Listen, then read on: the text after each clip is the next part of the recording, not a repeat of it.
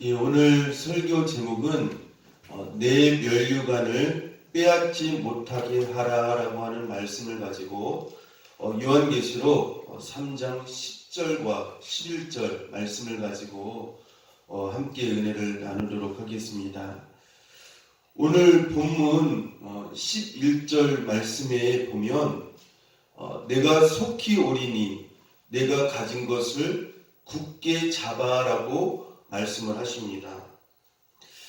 주님께서는 성도가 이 세상을 살면서 다른 것은 설령 놓친다 할지라도 굳게 잡고 놓치지 말아야 할 것이 있다라고 말씀을 하고 있습니다.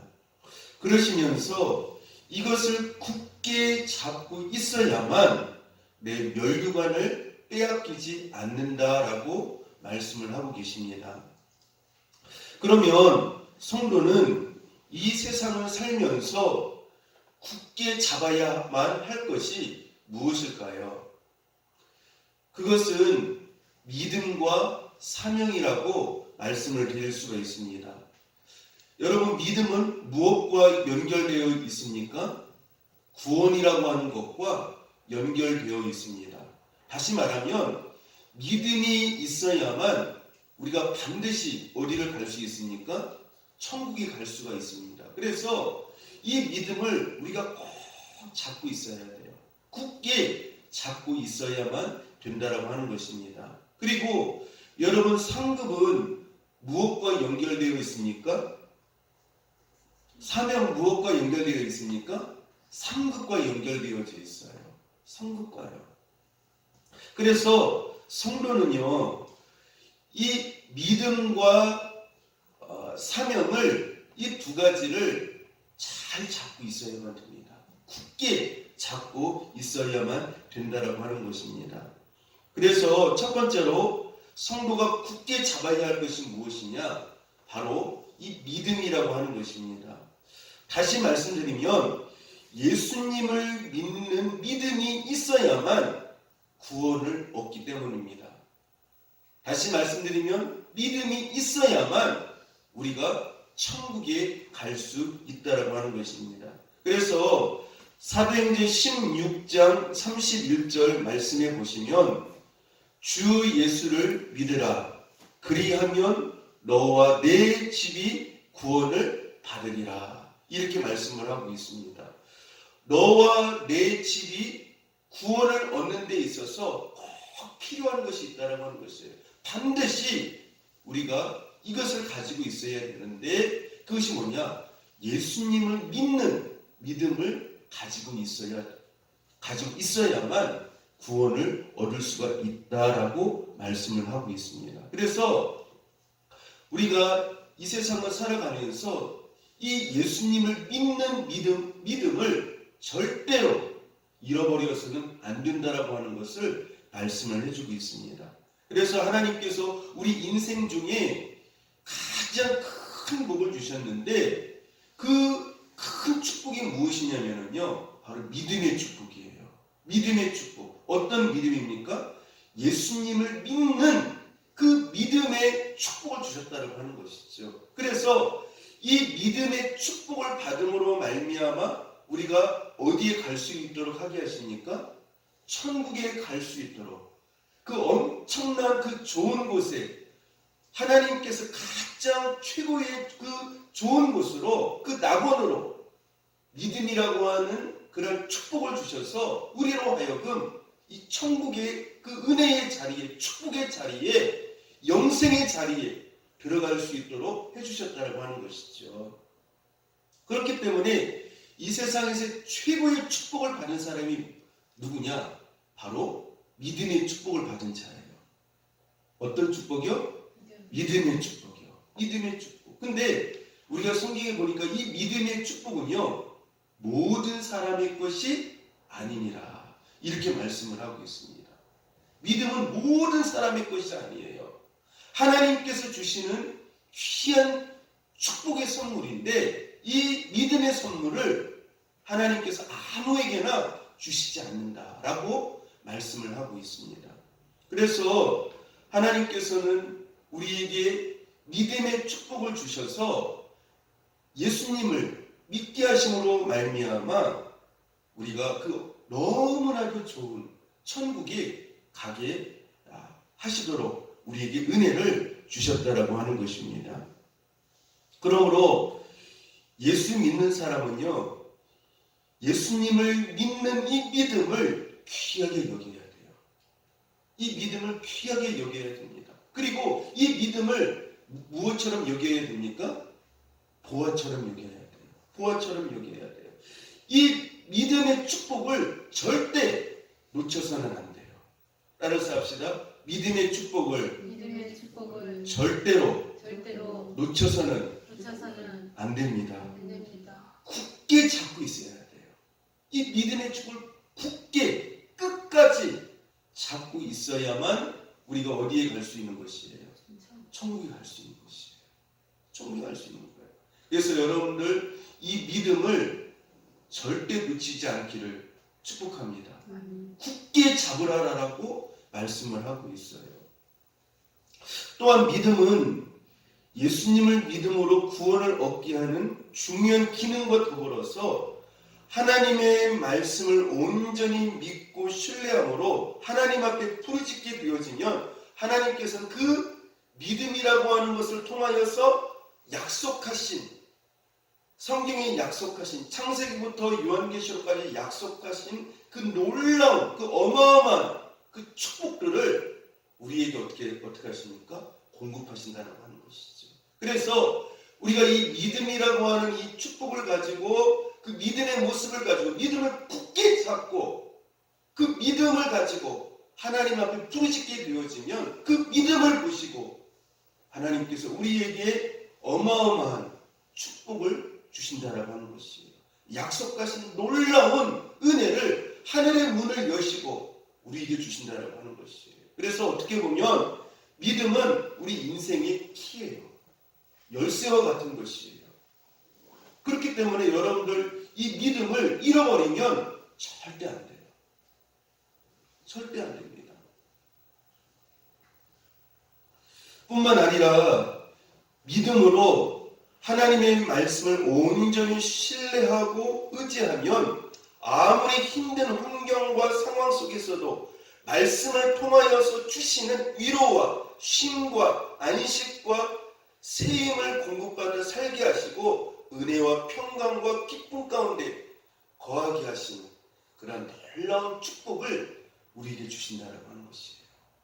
그러니까 이 믿음이라고 하는 이 축복 속에는요, 어마어마한 그러한 하나님의 그 축복들이 그 안에 내재하고 있다라고 하는 것을 우리가 알 수가 있어요. 뿐만이 아니에요.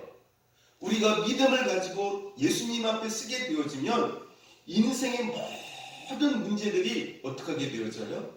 해결되어져요. 치유되어져요. 예수님께서 가시는 곳곳마다 많은 사람들이 문제가 있지 않습니까? 문제. 어떤 사람은 아프고요. 어떤 사람은 인생에 여러 가지 힘든 문제를 가지고 옵니다. 그때마다 예수님께서 그 문제를 해결해 주시고 치유해 주시면서 꼭 물으시는 것이 있었어요. 무엇이었습니까? 너는 하나님의 말씀을 어떻게 하느냐? 믿느냐? 믿느냐라고 물으셨다라고 하는 것이죠. 그래서 이 믿음의 역사를 통하여서 모든 것을 하나님께서 어떻게 하십니까? 치유하시고 회복하시고 복을 주시는 은혜의 역사가 있게 되어진다라고 하는 것이죠. 그래서 여러분, 성도는 믿음이라고 하는 축복을 따라서 합시다. 굳게 잡고 내 인생의 기초와 뼈대와 기둥과 핵심으로 삼아야 합니다. 그래서 이 믿음을요, 여러분을 꼭 붙잡고 있어야 돼요. 절대 믿음을 잃어버려서는 안 돼요. 여러분, 핸드폰을 잊어버리면 어떻게 합니까? 너무나도 마음이 힘들지 않습니까? 핸드폰 하나만 잃어버려야 돼요. 근데 그 믿음은 핸드폰보다는 가치가 없나요? 핸드폰 잃어버린 것에 대해서는 우리가 막 굉장히 힘들어요. 너무너무 막 고통스러워요. 근데 믿음을 잃어버린 것에 대해서는 그 믿음이 얼마나 귀한 것이에요. 그 안에는 하나님께서 약속하신 그 어마어마한 그 약속의 축복들이 내장되어 있는데 그러한 것들을 보지 못하고 그 믿음을 잃어버려도 슬퍼하지 않고 아파하지 않고 고통스러워하지 않고 아무렇지도 않게 살아가면 안 된다라고 하는 것을 말씀을 해주고 있습니다. 디모데전서 1장 19절에 보니까요, 이렇게 말씀을 하고 있습니다. 믿음과 착한 양심을 가지라. 어떤 이들은 이 양심을 버렸고 그 믿음에 관하여는 파산하였느니라. 이렇게 말씀을 하고 있어요. 따라서 합시다. 그 믿음에 관하여는 파산하였느니라. 성도는요, 가장 무엇보다도 중요한 것은 믿음이 파산되어서는 안 된다라고 하는 것을 말씀을 해주고 있어요. 여러분이 파산이라고 하는 말이 어디에 할 때 쓰는 단어죠? 그렇죠. 배가 침몰될 때 파산이라고 하는 말을 써요. 그렇죠? 그러니까 믿음이 파산하였다라고 하는 말은 그 인생이 어떻게 되어진다는 거예요. 그 인생이 침몰되어진다라고 하는 것이에요. 무서운 것이지 않습니까? 세상이라고 하는 그 이 죄악의 바다에 내 인생이 어떻게 되어지는 거예요? 침몰되어지는 것이에요. 그럼 어떻게 되어지는 것입니까? 우리의 영혼이요. 우리의 영혼이 죽게 되어지는 것이에요. 죽게 되어지는 것이에요. 우리의 인생이 숨도리째 무너지게 되어지는 것이에요. 그래서 믿음이 무너지는 것을 성경에서는요, 파선이라고 말씀을 하고 있어요. 이건 굉장히 중요한 것이에요. 여러분들이 세상적으로 힘들어서 어떤 실패를 하는 것보다도 믿음이 무너지면 내 인생이 송두리째 어떻게 되어지는 거예요? 침몰되어지는 것이에요. 배가 바닷속에 깊은 곳에 침몰되어지듯이 우리의 인생이 죄악의 그 멸망이 깊은 그 바닷속에 침몰되어지는 것이다 라고 성경은 말씀을 하고 있어요. 여러분은 그러므로 믿음의 파선을 하지 않기를 바랍니다. 세상에 실패는 있을 수가 있어요. 다시 일어날 수가 있어요. 그러나 믿음의 파선을 해서는 안 된다라고 하는 것을 말씀을 해주고 있습니다. 믿음이 파선되면 우리의 인생의 모든 것이 무너지는 것 같다라고 하는 사실을 우리는 분명히 알아야 돼요. 우리 인생의 엄청난 보화를 잃는 것과 같고 우리의 생명을 잃는 것 같다라고 하는 사실을 우리는 잊지 말아야 합니다.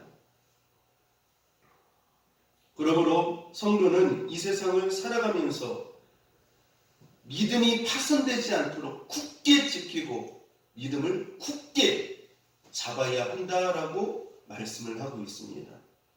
그러면 성경에 보면 하나님께 대한 믿음의 삶을 사는 자들에게 상이 있다라고 말씀을 하고 있습니다. 히브리서 11장 6절에 보니까요. 믿음이 없이는 하나님을 기쁘시게 하지 못하나니 하나님께 나아가는 자는 반드시 그가 계신 것과 또한 그가 자기를 찾는 자들에게 상 주시는 이심을 믿어야 할지니라. 이렇게 말씀을 하고 있습니다. 믿음이 없이는요, 하나님을 기쁘시게 할 수 없대요.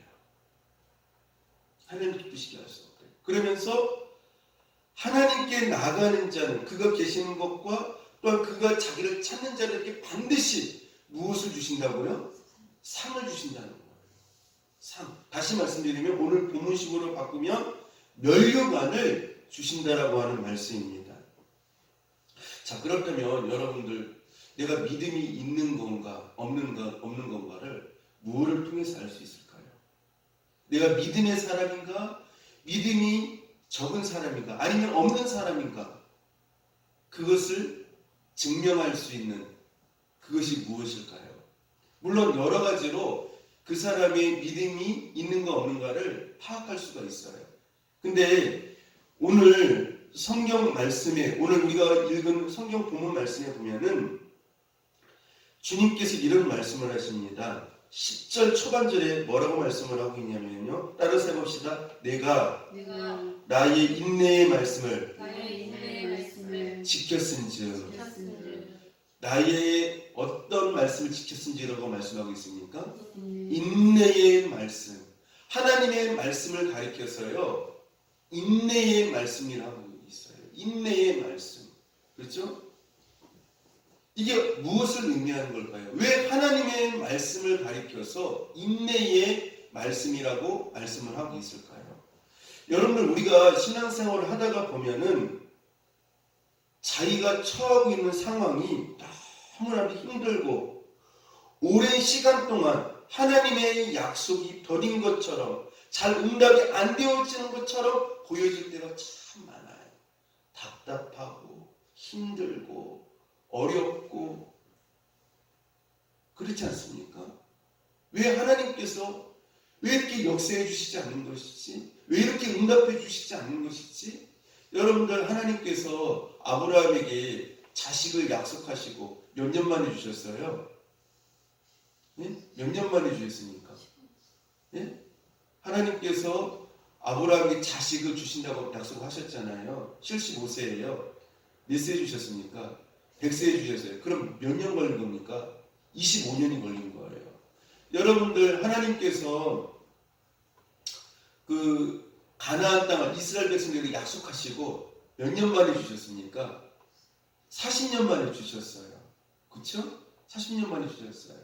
또 여러분들, 요셉이 애굽에 팔려가서 많은 고난을 당하고 총리가 되기까지 몇 년이 걸렸습니까? 13년이 걸렸어요. 그렇죠? 예. 그러니까 여러분들, 이 축복을 받은 사람들의 여러 가지의 그런 그 모습들을 보면 그들이 어떻게 했다는 걸 알 수가 있어요. 하나님 앞에서요. 인내했다라고 하는 것이죠. 인내했다라고 하는 것이에요. 하나님의 말씀을 붙잡고 어떻게 했다는 것이에요? 끝까지 인내했다라고 하는 것이에요. 여러분들, 내가 믿음이 있는가 없는가는 무엇을 통해서 알 수 있느냐? 그 하나님 말씀에 대한 그 신실함을 굳게 믿고 흔들리지 아니하고 끝까지 어떻게 하느냐? 인내하느냐는 것이에요. 인내하느냐는 것이에요. 그래서 하나님을 의심치 아니하고 하나님께 대하여서 실망하지 아니하고 하나님께 대하여서 낙심하지 아니하고 신실하게 하나님을 소망 삼고 하나님을 끝까지 의지하는 것이죠. 하나님께서 약속하신 그 말씀을 반드시 이루실 것이라고 하는 것을 소망 중에 바라보면서 견디면서 오래 참는 것이죠. 그래서 오늘 말씀이 뭐라고 말씀을 하고 있어요? 인내의 말씀이다, 이렇게 말씀을 하고 있어요. 여러분들, 내가 믿음이 있는가 없는가 뭘 통해 알 수 있을까요? 인내하는 그 모습을 통해서 알 수가 있는 것이에요. 오래 견디는 자, 오래 참는 자, 하나님의 뜻이 이루어질 때까지, 하나님의 때가 되어질 때까지, 하나님의 약속이 이루어질 때까지 조급하지 않은 거예요. 서둘르지 않아요. 자기 감정에 의해서 휘말리지 않아요. 오래 참는 거예요. 무엇을 붙잡고요? 하나님의 약속을 붙잡고요. 그 사람이 어떤 사람이라고 말씀을 하고 있습니까? 그 사람이요, 바로 믿음의 사람이다, 이렇게 말씀을 하고 있어요. 그래서 요한계시록 3장 10절에 보니까요, 따라서 합시다. 내가 나의 인내의 말씀을 지켰은즉. 내가 나의 무엇을 지켰다고요? 인내의 말씀을 지켰은즉. 굉장히 참 중요한 말씀입니다. 그러니까 아직 하나님께서 약속하신 것이 이루어지지는 않았어요. 아직 하나님과 때가 되지는 않았어요. 그렇지만 어떻게 합니까? 오랜 시간이 되었어도, 아직 응답이 되어지지 않았어도 그 자리에서 여전히 하나님과 동행하면서 말씀을 의지하면서 그분을 기쁘시게 하고 하나님 말씀에 순종하고 전혀 흔들리지 아니하고 여전히 어떻게 합니까? 잠잠히 하나님과 동행하는, 경건한 삶을 살아가는 삶. 이 삶을 하나님께서 기뻐하신다고 하는 것이죠. 네가 아직 약속의 응답을 받지 아니했어도 끝까지 오래 참는구나. 네가 계속해서 그 힘든 와중에도 불구하고 말씀을 의지하여서 견디고 있구나. 말씀에 순종하고 있구나. 이 말씀을 하고 계시다라고 하는 것이죠. 이런 사람을 가리켜서 믿음의 사람이다. 이렇게 말씀을 하고 있어요. 여러분들 특별히 아브라함을 가리켜서 로마서 4장에 보면은 뭐라고 말씀을 합니까? 바랄 수 없는 중에도 바라고 믿었다라고 이렇게 말씀을 하고 있어요. 믿음은요, 그 사람의 인내를 통해서 나타나요. 인내를 통해서요. 자, 이러한 믿음의 사람에게 예수님께서 세 가지의 축복을 약속하십니다. 10절 중반전에 보니까요, 어떤 축복입니까? 인내하면서 믿음을 지킨 성도들에게 시험의 때를 면하게 해주겠다. 시험의 때. 그 다음에 11절 중반절에 보니까요, 면류관이 예비되어 있다. 이렇게 말씀을 하고 있고요. 11절 중반절에 보니까요, 하나님의 성전의 기둥이 되어주게 하시겠다라고 말씀을 하고 있습니다. 자, 여러분들 크게 첫 번째는 우리가 무엇을 굳게 잡아야 한다고 말씀드렸죠? 제가 믿음을 굳게 잡아야 돼요. 믿음을요. 그 다음에 두 번째로 굳게 잡아야 할 것이 무엇입니까? 사명이에요. 사명을 굳게 잡아야 합니다. 자, 아까도 제가 말씀을 드렸지만 믿음은 무엇과 연결되어지는 것이에요? 가장 중요한 거예요. 우리 신앙생활에서요. 우리의 구원, 천국, 이것과 연결되어지고 있는 거기 때문에 이걸 놓치면은요, 우리 인생에서 다 놓친 거예요. 우리 인생은 빈털터리랑 똑같대요. 아무 의미가 없어요. 왜요? 믿음이 없으면 어떻게 되기 때문에요? 지옥 가게 되어지기 때문에. 그래서 우리가 이 땅을 살아가면서 믿음을 굳게 잡고 있어야 된다. 믿음이 파손되어서는 안 된다라고 말씀을 하고 있어요. 그 다음에 두 번째로 우리가 굳게 잡고 있어야 될 것이 무엇입니까? 사명인데, 사명은 무엇과 연결되어져 있습니까? 상급과 연결되어져 있어요. 상급.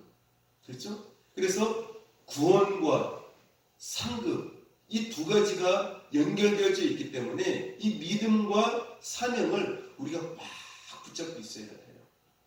그래서 사도 바울이 우리가 인생을 살아가는 이유에 대하여서 말씀을 해주고 있어요. 우리 한번 말씀 찾아봅시다. 로마서 14장 7절부터 8절이에요. 같이 한번 읽어봅시다.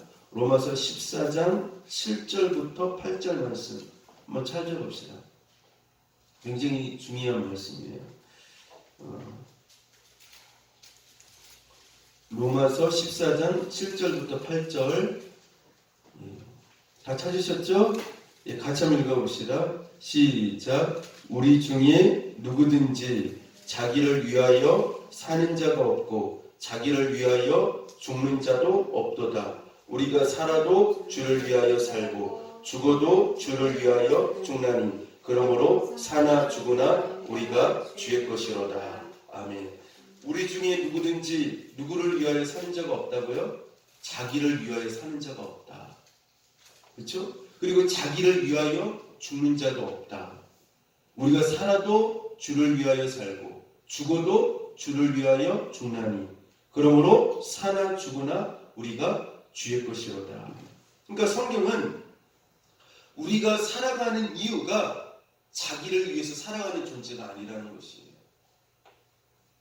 자기를 위해서 살지 않고 자기를 위해서 죽지 않는다. 이렇게 말씀을 하고 있습니다. 인생을 살아가는 주체, 그 이유가 나를 위해서 살아가는 게 아니라는 거예요. 이게 굉장히 중요한 것입니다.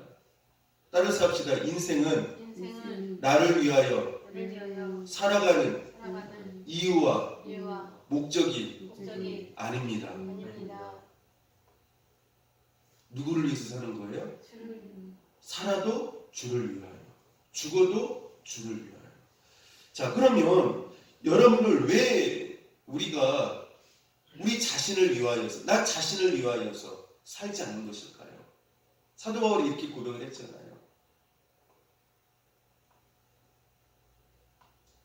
자기를 위해서 살지 않는다. 자기를 위하여서 죽지 않는다. 왜 그럴까요? 우리의 자아는 어떤 자아입니까? 우리의 자아는요, 옛 자아거든요. 그리스도와 함께 십자가에 어떻게 된 자들이에요? 못 박혀 죽었어요. 우리의 자아는 없어요. 내 인생이 내 안에 들어있는 것은 나는 없어요. 이제 십자가에 못 박혀 죽었기 때문에. 내 안에 계신 분은 누구예요? 예수님이에요. 그렇죠? 예수님이에요. 여러분들, 나를 위해서 산다라고 하는 것, 어떤 의미일까요? 어떤 의미겠습니까? 이것은요, 큰 교만이에요. 나를 위해서 산다라고 하는 것은. 자기를 위한다라고 하는 그 의미 속에는 하나님의 뜻과 말씀의 시선을 맞추지 아니한다는 의미를 가지고 있어요. 자기의 뜻과 영광에 맞춘다라고 하는 의미를 가지고 있습니다. 다시 말씀드리면 자신의 육신의 생각과 욕심과 자기를 위한 것이라면 내 마음대로 정욕대로 살겠다라고 하는 무서운 교만인 것입니다. 그래서 본인 자신이 자기 인생의 주인이 되어서 내 인생과 마음의 보좌에 앉아서 내 생각대로 내 마음대로 나를 주관하며 나를 위한 삶을 살겠다라고 하는 영적 우상의 삶을 의미하는 것입니다. 따라서 합시다. 나를 위하여. 나를 위하여. 이게 큰 하나님 앞에 무서운 죄예요. 나를 위하여가 아니에요. 나를 위하여가 아니에요. 나 자신의 제일주의. 하나님 앞에 큰 죄예요. 따라서 합시다. 나 자신의 제일주의. 하나님 앞에 내 자신이 우상이 되는 것입니다. 여러분들, 나 자신의 제일주의로 살지 않기를 바랍니다. 하나님 앞에 자기가 우상이 되어져서는 안 돼요. 근데 많은 그런 믿는 분들이 하나님을 믿지만 누구를 위해서 살아갑니까? 네? 누구를 위해서 살아가요? 자신을 위해서 살아가요. 자신을 위해서. 자신을 위해서 선택하고 자신을 위하여서 방향을 정하고 자신의 이익을 따라서 모든 것을 선택하면서 살아가요. 여러분들, 제일 무서운 우상이요, 바로 자기 자신이에요. 제일 무서운 우상이 누구라고요? 자기 자신이에요.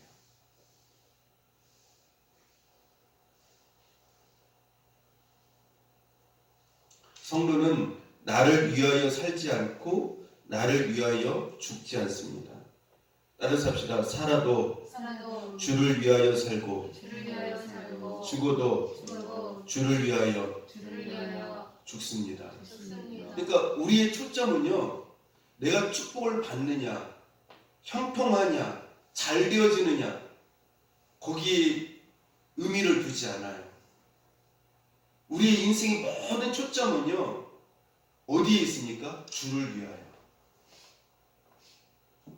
물론 그러지는 않겠지만 설령 주님 때문에 내가 잘못되어진다 할지라도 주를 위한 것이라면 그것 때문에 행복해하는 사람들이 누구예요?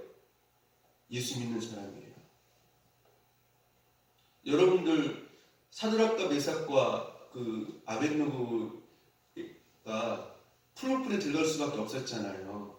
근데 거기에서 그 바벨론 왕 느부갓네살이 그런 말을 하지 않습니까? 지금이라도 너희가 나의 동상이 절을 하게 되어지면 목숨만을 살려주겠다. 그러니까 그들이 그런 말을 해요. 우리가 설령 풀무불에 들어가서 죽는다 할지라도, 하나님께서 죽게 내버려 두신다 할지라도 그 하나님을 우리는 배반할 수가 없습니다. 하나님의 뜻대로 하겠습니다. 그러니까 이 사드락과 메삭과 아벳느고는요, 하나님께서 우리를 보호해 주시고 그 안에서 축복을 주시고 은혜를 주시고 거기에 초점을 두지 않아요. 어디에 초점을 둡니까? 어디에를? 죽어도 살아도 주를 위하여, 주를 위하여 거기에 초점을 둬요. 성도는요, 자기에게 초점을 두지 않습니다. 자기에게 중심을 두지 않아요. 이 굉장히 중요한 것입니다. 성도는 어떤 결과, 하나님을 믿음으로 인해서 어떤 결과가 오든지 하나님을 위한 것이라면 그것에 의하여서 행복하고 즐거워하는 자들이에요. 즐거워하는 자들이에요.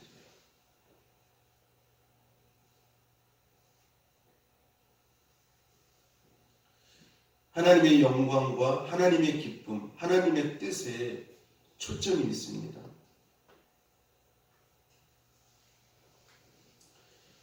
따라서 성도는 내 뜻과 하나님의 뜻이 부딪힌다 할지라도 예수님처럼 내 원대로 마옵시고 아버지의 원대로 되기를 원합니다라고 말하면서 어떻게 해요?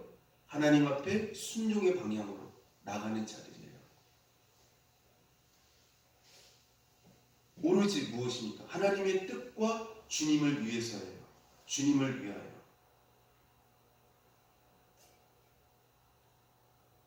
여러분들 신앙생활하면서 자기에게 초점을 맞추지 않기를 바랍니다. 왜 하나님께서 신앙생활 이렇게 하는데 이런 결과가 있는 건가? 왜 이런 어려움이 있는 건가? 왜 이렇게 힘든 것이 있는 건가? 지금 우리가 그것에 대해서는 알 수가 없어요. 그러나 시간이 지나면 분명히 알 때가 있어요. 중요한 것은 그러한 가운데 그러한 어떤 해답을 얻으려고 하지 말고 하나님 앞에 그 안에서 잠잠하게 어떻게 해요? 하나님 그분을 믿는 거예요. 지금 내가 이해할 수 없지만 제가 이 부분에 대해서 답을 얻을 수는 없지만 내 작은 생각을 가지고 하나님을 이해할 수가 없잖아요. 그 넓으신 하나님을요. 그렇지 않습니까? 그러나 분명한 것은 하나님께서 합력하여 선을 이루실 것이다. 그 믿음을 가지고 잠잠히 어떻게 해요? 하나님을 믿으면서 사명의 길을 가는 것이죠. 누구를 위해서요? 주님을 위해서요. 그게 중요한 것이에요. 그래서 사명은 두 가지의 뜻이 내포되어 있습니다. 아까도 말씀을 드렸지만 자기를 위하여 살지 않고 자기를 위하여 죽지 않으며 살아도 주를 위하여 죽어도 주를 위하여 살 때 어떤 삶을 산다고 말씀드릴 수 있겠습니까? 사명의 삶을 산다라고 말씀을 드릴 수가 있습니다. 또 하나님의 뜻과 내 뜻이 부딪힐 때 어떻게 할까요? 내 뜻을 내려놓고 아버지의 뜻대로 되기를 원합니다 라고 하면서 그 뜻대로 아버지의 뜻을 따라갈 때 그 사람이 바로 사명의 삶을 살아가는 사람이다 라고 말씀을 드릴 수가 있어요. 여러분들 우리가 성경에 보면은요 하나님께서 주시는 큰 멸류관과 그 상급 때문에 세상에 주는 그 엄청난 혜택이 있는데도 불구하고 그것을 다 내려놓고 그 힘든 고난의 십자가에 사명의 길을 택한 사람을 구약에서 말씀해주고 있어요. 누구입니까? 구약에서 그 말한 사람을 신약에서 다시 말씀을 해주고 있거든요. 누굽니까? 구체적으로 설명까지 해주고 있어요. 이는 상을 바라봄이라 라고 말씀을 하면서요. 더 힌트를 드리자면 히브리서에서 말씀을 하고 있어요. 구약의 사람은 누굽니까? 모세죠, 모세. 그죠? 자, 우리 한번 찾아봅시다. 굉장히 우리가 지난번 설교 때도 제가 한번 말씀드렸던 것 같은데요. 히브리서 11장 24절부터 26절이에요. 예, 중요한 말씀이라서 다시 한번 같이 찾아보겠습니다. 같이 한번 읽어봅시다.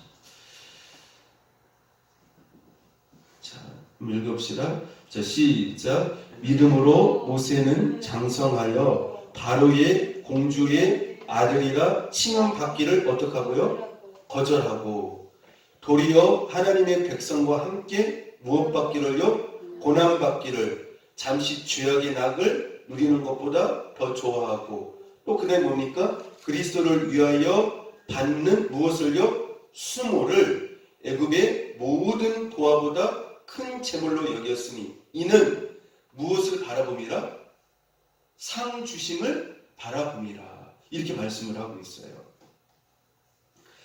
여러분들 모세에게 있어서 모세는 정말 좋은 환경 가운데 있지 않았습니까? 그때 당시 최고의 강대국, 오늘날로 말하면 미국과 같은 어마어마한 강대국이 있죠. 그 나라에 모세는 무엇이었습니까? 왕자였어요. 바로 공주의 아들이었죠. 근데 거기서 바로 공주의 아들과 칭함받기를 어떻게 했다고요? 거절이라고 하는 단어가 굉장히 중요해요. 그렇죠? 거절했고 또 그 다음 중요한 단어가 어떤 단어일까요? 무엇 받기를 좋아했다고요? 고난. 이 고난이라는 단어가 굉장히 참 중요한 거예요. 애굽의 궁궐에서 왕자로서 모든 것들을 다 누리면서 엄청난 권세와 더불어서 풍요로운 삶을 살 수 있었는데 그것을 어떻게 했다는 거예요? 거절하고 고난받는 것, 하나님의 백성과 고난받는 것을 더 좋아했다는 거예요. 납득이 안 가죠. 그리고 그리스도를 위하여서 무엇을요? 수모 받는 것을 무엇으로 여겼다고요? 더 큰 재물로 여겼다는 거예요. 이 수모라고 하는 단어. 그래서 이 모세의 삶을요 세 가지로 말씀드릴 수가 있어요. 거절, 그죠? 거절. 그 다음에 뭡니까? 고난. 그 다음에 뭐예요? 수모. 근데 이 모세가 이러한 것들을 다 내려놓고 하나님의 사명을 따라간 이유가 뭡니까? 그 고난과 수모와 그 여러 가지 그러한 것을 따라간 이유가 뭐예요? 예? 그것을 더 큰 무엇으로 여겼으면 두 가지 이유죠. 더 큰 재물로 여겼고, 큰 재물로 여겼고, 그 다음에 뭐예요? 그 다음에 상주심을 바라보았습니다. 여러분들 큰 재물 어디에서 얻기를 원하세요? 진짜세요? 그래서 사실 그 모세는 큰 재물을 이 세상의 큰 재물, 권세, 영광을 어떻게 했습니까? 다 버렸어요. 오히려 우리는 얻는 것을 복이라고 생각을 하잖아요. 근데 다 버렸어요. 그쵸? 아이러니하잖아요. 이해가 안 되잖아요. 수모가 더 큰 재물이래요. 고난이 더 큰 상이래요. 납득이 돼요? 그러니까 모세는 어디에다 더 큰 가치를 둔 것이에요? 어디에다가요? 예? 하나님께서 주신 그 면류관과 그 상급에 더 큰 가치를 둔 거예요. 그러니까 여러분들이 주님을 위해서 헌신하고 고생하고 여러 가지 어려움을 당한 그런 모든 것들이 뭐라는 거예요? 보이지 않는 큰 뭐예요? 재물이에요. 더 큰 재물을 얘기했다고 했잖아요. 그렇죠? 주님을 위해서 헌신하는 것, 고생하는 것, 어려움 당하는 것, 수모 당하는 것, 더 큰 재물을 얘기했다고 말씀합니다. 이게 보이지 않는 영적인 큰 부자죠. 그 다음에 무엇을요? 상 주심을 바라봅니다. 이 세상의 어떤 그 상보다도 하늘나라의 그 상, 영원한 상, 하나님께서 인정하신 그 상, 그 상을 최고의 가치로 여겼다라고 하는 것이죠. 그래서 모세는요, 우리가 이 말씀을 통해 깨닫게 되어지는 것은 세상의 성공과 출세보다도 하나님께서 주시는 그 상을 더 큰 재물로 여겼다라고 말씀을 하고 있습니다. 그래서 모세는 누구를 위해서 살지 않았어요? 누구를 위해서요? 자신을 위해서 살지 않았어요. 자신을 위해서. 자기에게 이제 기다리기만 하면 왕의 자리가 오고요. 어마어마한 권세가 부여되지 않습니까? 엄청난 영광이 오지 않습니까? 근데 하늘의 것에 더 큰 가치를 두었어요. 더 큰 재물로, 큰 상으로 여겼다라고 하는 것이죠. 여러분들 이러한 삶을 살아갈 수 있기를 축복합니다. 여러분 바울도 그렇지 않습니까? 바울도요 사실 예수님만 안 만났으면은요 엄청나게 잘 나가는 사람이었거든요. 어떤 기준으로 봤을 때요? 세상 기준으로 봤을 때 어마어마한 가문이거든요. 사울 왕이 베냐민 족속의 가문이에요. 가말리엘 문화에서 그때 당시 오늘날로 말하면 서울대학 그 이상 가는 그런 학문을 오랫동안 배웠고요. 그리고 율법의 정통이고 바리새인이에요. 그러니까 대단한 사람이죠. 그 다음에 언어도 신학자들 말에 의하면 5개 언어를 할 수 있을 정도로 물질도 굉장히 많았다고 합니다. 그리고 로마인이고요. 어마어마한 그런 세상적인 부유한 풍족한 영광의 삶을 살 수가 있었어요. 그런데 바울은 예수님 만나고 나서 더 힘들어졌어요. 더 어려워졌어요. 가는 곳곳마다 두드려 맞고요. 수모당하고요. 옥에 갇히고요. 얼마나 힘든지 몰라요. 근데요. 왜 바울이 이러한 삶을 살았을까요? 이걸 모세식으로 말하면 어떻게 해요? 이것을 더 큰 무엇을 이긴 거예요? 큰 재물로. 더 큰 재물로 이긴 거예요. 상으로 이긴 거예요. 여러분들 특별히 바울은 어디를 갔다 온 사람이죠? 천국을 직접 갔다 온 사람이에요. 고린도후서 12장에 보면은요, 삼층천에 갔다 왔다고 말씀을 하고 있어요.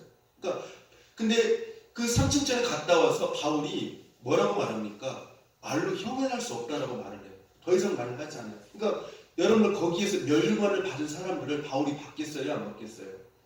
받겠죠. 하나님의 상급을 받은 많은 믿음의 사람들, 천국에 있는 그런 사람들을 받겠습니까, 안 받겠습니까?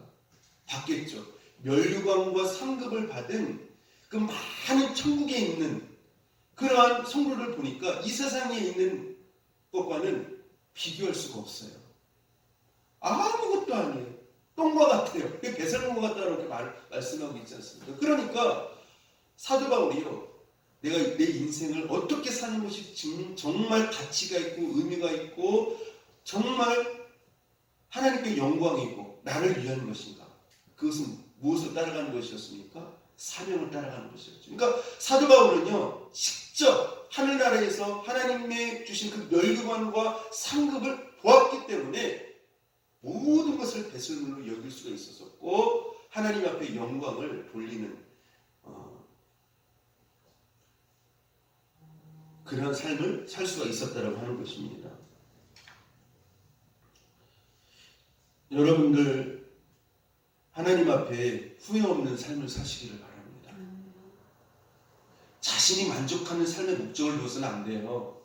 자신이 행복한데 목적을 두는 삶을 살아서는 안 됩니다. 하나님 앞에서 후회 없는 그 삶이 잘 사는 삶이에요.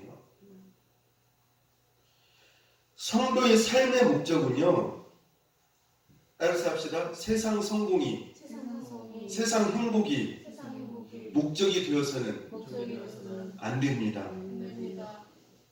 참 이 말씀을 들으면 걸리는 분들이 참 많을 거예요. 듣고 싶지 않을 수도 있어요. 근데 굉장히 중요한 말씀이에요. 우리의 목적은요, 하나님께 인정받는 데에 목적을 둬야 돼요. 하나님 앞에 멸류관을 받는 데에 목적을 둬야 돼요. 하나님 앞에 상을 받는 데에 목적을 둬야 돼요. 그렇게 살면 어떻게 살아야 됩니까? 무엇을 따라 살아가야 돼요? 사명을 따라서 살아가야 돼요. 사명을 따라서요. 여러분, 그렇다고 해서 제가 성공하지 말라는 게 아니에요. 성공해야 돼요. 성공하십시오. 꼭 예수 믿는 사람을 특별히 좀 세상적으로 좀 많이 성공했으면 좋겠어요. 근데 세상의 성공은요, 목적이 아니에요. 성도들에게 있어서 목적이 아니에요. 세상의 성공은 무엇이냐면요, 하나님의 뜻과 계획을 이루어가기 위한, 따라서 합시다, 수단이고 도구입니다. 세상 성공은요, 성도의 목적이 아니라 하나님의 하나님의 뜻과 계획을 이루기 위한 하나님의 수단이고 도구일 뿐이에요. 그 이상, 그 이하 아무것도 아니에요. 여러분들이 세상적으로 크게 성공하셔서 그 성공이 하나님의 선하신 뜻을 이루는 하나님의 복된 도구가 될 수 있기를 축복합니다. 그게 우리가 세상에 성공하려고 하는 이유예요. 내가 성공을 해서 하나님의 그 선하신 뜻을 많은 물질들을 통해서 이 복음의 역사에 하나님의 뜻을 이루는 곳에 선한 도구로 쓰임받기 위하여서 어떻게 해요? 우리가 세상에서 성공하기를 원하는 것이죠. 여러분들, 성도는 자기를 위하여 세상 성공의 목적을 두지 않습니다. 성공도요, 누구를 위해서 성공하기를 원하는 겁니까? 하나님의 영광을 위하여서, 하나님의 뜻을 이루는데 선한 도구가 되어지기 위하여서 성공하기를 원하는 것이에요. 여러분들 성공할 수 있기를 바랍니다. 근데 우리가 알아야 할 것이 있습니다. 자, 믿음과 사명의 삶을 살지 않으면 어떻게 될까요? 그 삶은 어떤 삶일까요? 이 부분만 제가 말씀을 드리고 말씀을 마치려고요. 믿음과 사명의 삶을 살지 않으면 어떻게 될까요? 그 삶은 어떤 삶일까요? 솔로몬이 고백했죠. 헛되고 헛되니 헛되고 헛되도다.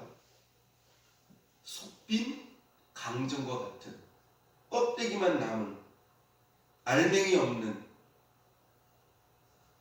공허한 삶이에요. 아무것도 없는, 의미 없는 헛된 삶이라고 하는 것이죠. 여러분들, 하나님 앞에서 참으로 공허한 삶이 되지 않기를 바랍니다. 예수님께서도 이 부자와 나사로 이야기를 하시면서 부자가 살아있을 때에 어떻게 했습니까? 매일 먹고 마시고 잔치를 벌이고 좋은 옷을 입었지만 예수님 보실 때 그 부자를 뭐라고 말씀하셨어요? 텅 빈, 아무것도 없는 공허한, 알맹이 없는 그런 삶이었다라고 말씀을 하셨죠. 그러면서 그 나중에 그가 이제 죽어서 지옥에 갔었을 때 심지어 무엇 하나도 허락되지 않았어요. 물 한 방울 허락되지 아니했어요. 공허한 삶, 텅 빈 삶, 물 한 방울 허락되지 않는 삶이라고 하는 것이죠. 고린도전서 3장 13절부터 15절에 보니까요, 이런 말씀이 있습니다. 각 사람의 공적이 나타날 터인데 그 날이 공적을 밝히리니 이는 불로 나타나고 그 불이 각 사람의 공적이 어떠한 것을 시험할 것입니다. 만일 누구든지 그 위에 세운 공적이 그대로 있으면 상을 받고 누구든지 그 공적이 불타면 해를 받으리니 그러나 자신은 구원을 받되 불 가운데서 받은 것 같으니라. 이렇게 말씀을 하고 있어요. 모든 사람의 공적이요, 하나님 앞에 나타나는 거예요. 근데 그 공적이 하나님 앞에서 남는 공적인지 불에 타서 없어지는 공적인지 하나님께서 불을 통하여서 그 사람의 공적을 시험하신다라고 말씀을 하고 있어요. 여러분들, 공적 없이 구원만 얻은 사람이 있죠. 누굽니까? 예수님과 함께 죽은 그런 그 강도죠. 그 사람은 공적이 없어요. 그래서 구원만, 생명만 겨우 얻었죠. 그렇죠? 그래서 여러분들 구원은 같이 얻었지만 사도 바울하고 이 강도하고 비교가 되겠어요, 안 되겠어요? 천국에서요. 그 상급과 면류관과 그 영광의 차이가 어마어마할 겁니다. 아마 천국에서요.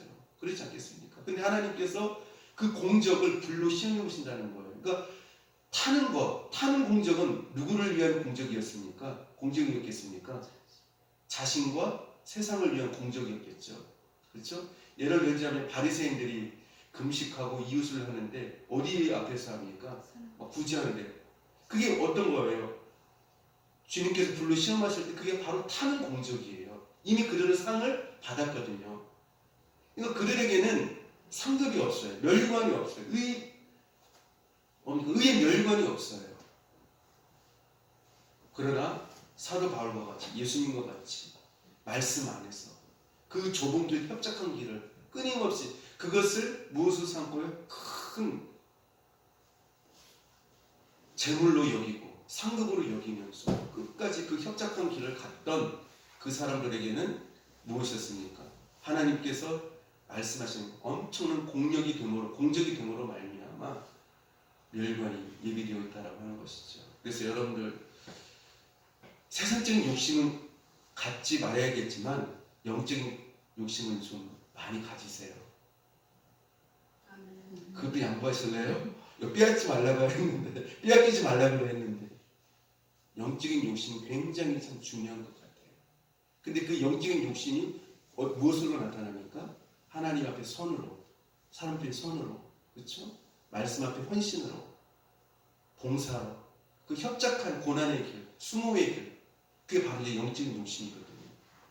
여러분들 보이지 않는 멸관을 보시면서 신앙생활 잘 할 수 있는 저 여러분들 될 수 있기를 축복합니다.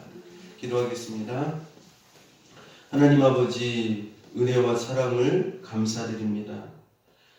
저희들의 삶의 방향이 주님께 온전히 맞춰지게 하여 주시고 하나님의 영광과 사명, 멸관과 상을 바라보며 믿음의 삶을 살게 하여 주시옵소서.